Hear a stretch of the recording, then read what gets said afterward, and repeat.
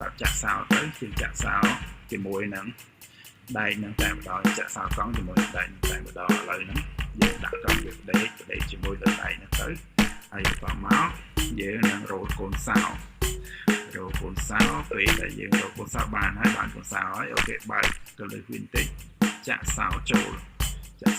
ឈុបអូខេចាក់ចូលហើយតែកាច់តែមកទេក៏មកផ្លឹបអូខេបងប្អូនទាំងគ្នាសោដល់បានហើយឥឡូវយើងចាក់សោហ្នឹងកាមេរ៉ាបានថតឲ្យវាឲ្យស្អាតល្អទេបើដែលឡែដៃហ្នឹងឡែរវល់ជាប់ចាក់សោអញ្ចឹងយើងត្រូវកាមេរ៉ាហ្នឹងរេបញ៉ាំតិចហើយអូខេពេលដែលចាក់ហើយអូខេនៅប្រឹងកម្លាំងដៃប្រឹងមហាកម្លាំងយឺដល់ដៃពីរឲ្យបងប្អូនទាំងគ្នាមើលដៃមួយក៏ជាប់ទេសោនឹងវានេះដែរអូ